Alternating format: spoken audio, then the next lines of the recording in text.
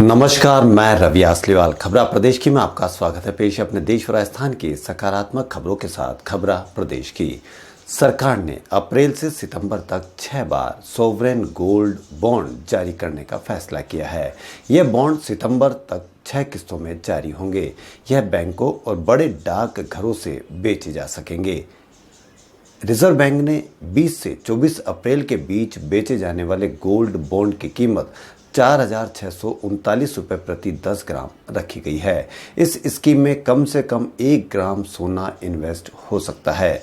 एक व्यक्ति के लिए सोना निवेश करने की अधिकतम सीमा 4 किलो है। बॉन्ड की मैच्योरिटी पीरियड 8 साल का है, लेकिन निवेशकों को 5 साल के बाद बाहर निकलने का मौका मिलता है।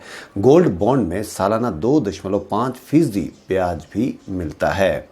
राष्ट्रीय सुरक्षा परिषद के अध्यक्ष बॉबी निकल्स गणराज्य के विशेष दूत जॉस सिंगर ने कहा है कि मौजूदा हालात में भारत दुनिया में एक महत्वपूर्ण खिलाड़ी है। हमें विश्वास है कि इस कठिन और चुनौतीपूर्ण समय में भारत अपनी जिम्मेदारी निभाएगा। देश की लैब में कोविड-19 की जांच करने वाली डायग्नोस्टिक किट विकसित की गई है। दावा है कि इससे 10 मिनट में टेस्ट के नतीजे मिल जाएंगे। पहले स्क्रीनिंग की भी जरूरत नहीं होगी। अभी इसे मंजूरी के लिए ICMR के पास भेजा गया है। अब तक देश की मान्यता प्राप्त विशेष सरकारी व निजी लैब में PCR तकनीक से कोरोना की जांच की जा रही है। इसमें प्रति टेस्ट 2,500 रुपये लगते हैं और इस टेस्ट की मशीन भी करीब 25 लाख रुपए की आती है। वहीं डायग्नोस्टिक किट से प्रति टेस्ट 1,000 रुपये में किया जा सकेगा और मशीन भी 2.5 लाख रुपए की ही होगी। लॉकडाउन का 24वां दिन देश के लिए खुशखबर लेकर आया। लॉकडाउन के चलते देश में कोरोना पीड़ितों की संख्या में कमी आई है।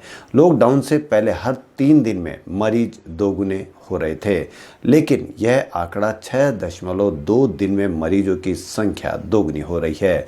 देश के 19 राज्य और केंद्र शासित प्रदेश में मरीजों की संख्या दोगुनी होने की दर राष्ट्रीय औसत से भी कम है। देश में कोरोना मरीजों के ठीक होने और उनकी मौत का अनुपात 80.20 है। अब तक 13.6% मरीज ठीक हो चुके हैं। 1 अप्रैल के बाद औसत वृद्धि दर 1.2 है, जबकि 15 मार्च से 31 मार्च के बीच 2.1 था। देश में टेस्ट बढ़ाने से कोरोना के मरीजों की संख्या में 40% की कमी आई है। CBSE ने राज्य और केंद्र शासित प्रदेशों से कहा है कि वह शिक्षकों की सैलरी और छात्रों के स्कूल फीस के मुद्दों की जांच करे। इसमें कहा गया है कि लॉकडाउन में राज्य सरकारी स्कूल की फीस और वेतन के भुगतान की समय सीमा के बारे में निर्देश जारी करने पर भी विचार कर सकती है।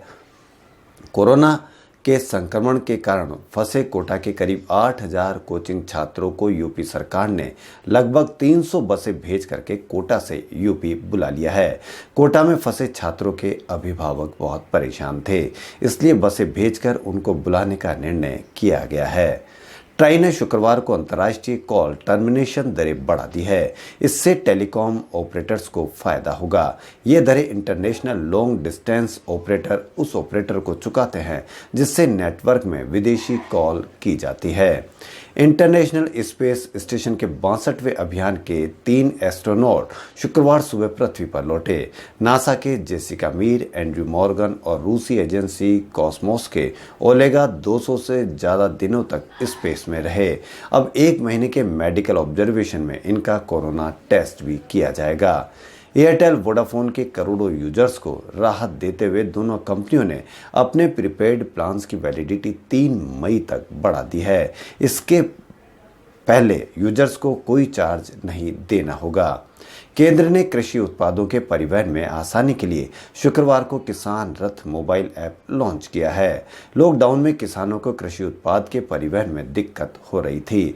ऐप की मदद से किसान अपने क्षेत्र में मौजूद वाहन बुला सकेंगे। पहले दिन 5 लाख से अधिक वाहन मुहैया कराए गए हैं। भारतीय मूल के नोबेल पुरस्कार विजेता वेंकी रामकृष्णन कोविड-19 के डेटा को गहन विश्लेषण करने की बनी एक समिति की अध्यक्षता कर रहे हैं। यह समिति विभिन्न देशों द्वारा कोरोना वायरस की अपनाई जा रही नीतियों का विश्लेषण करेगी। देश की प्रमुख दोपहिया वाहन निर्माता टीवीएस मोटर कंपनी ने ब्रिटेन की iconic bike manufacturing Norton motorcycles को 153 करोड़ रुपए में खरीद दिया है। महाराष्ट्र के पालघर जिले में भीड़ ने लुटेरे होने के संदेह में मुंबई के 3 लोगों को कार से निकाला और पीट पीट कर मार डाला। मृतकों में चिकने महाराज के नाम से मशहूर कल्पवृक्ष गिरी, सुशील गिरी और ड्राइवर नीलेश तेलगड़े शामिल हैं। ये मुंबई के कांदिवली के रहने वाले थे और किसी अंत्येष्टि में शामिल होने सूरत जा रहे थे। देखो, हमारी भीड़ किसी को भी इलाज करने के लिए स्थान पर ही उसका इलाज कर देती है।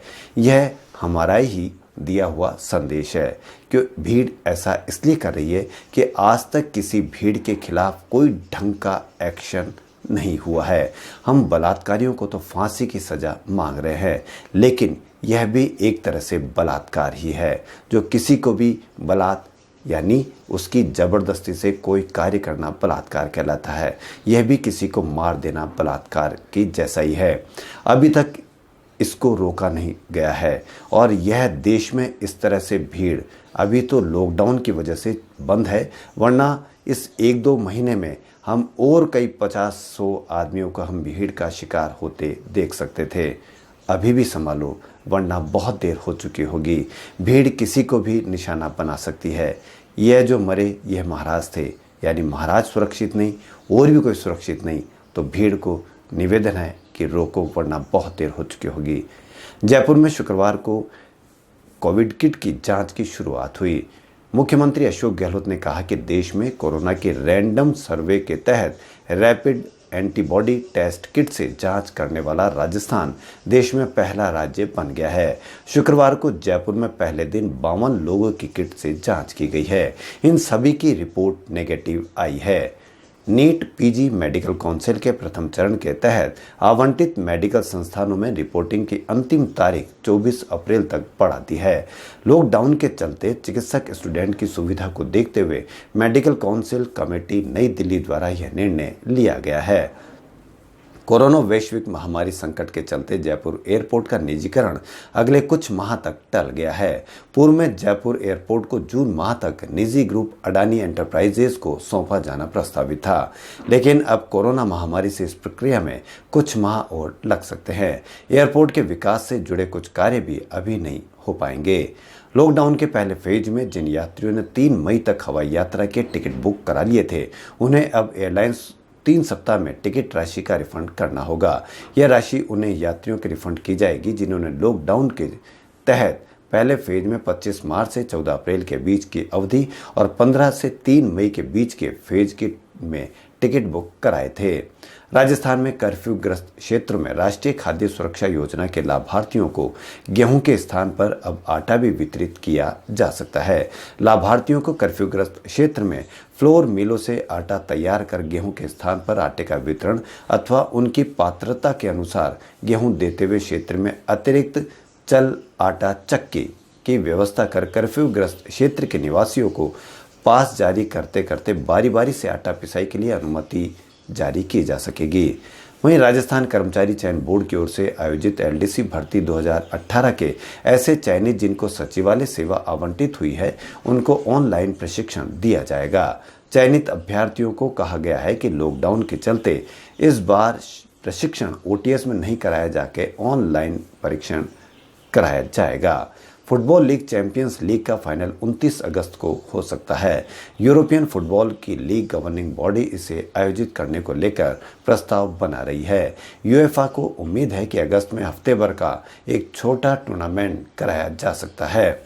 वहीं US open tennis grand slam के आयोजकों का कहना है कि वह निर्धारित समय में इसका आयोजन करने पर विचार कर रहे हैं। यूएस टेनिस संघ के मुख्य कार्यकारी अधिकारी माइक डॉक्से ने कहा कि इस पर अंतिम फैसला जून में लिया जाएगा। कोरोना वायरस से जुड़ी फेसबुक पोस्ट लाइक, कमेंट और जो फेक न्यूज़ साबित हुई और यदि है तो फेसबुक आपके खिलाफ कार्रवाई कर सकता है। फेसबुक ने गुरुवार को कहा कि यदि आपने कोरोना से जुड़े कोई फेक पोस्ट लाइक, शेयर या कमेंट किया तो फेसबुक की ओर से आपको एंटी मिस इन्फॉर्मेशन का मैसेज चेतावनी के तौर पर भेजा जाएगा। प्लेटफॉर्म से फर्जी जानकारी हटाने और कोरोना से जुड़े ऐसे पोस्ट पर रिएक्ट करने वाले यूजर्स को अलग करने के लिए फेसबुक में नए फीचर्स जोड़े गए हैं। खबरों में फिलहाल इतना ही। यदि आपको हमारा चैनल पसंद आए तो लाइक, सब्सक्राइब और शेयर अवश्य करें। धन्यवाद।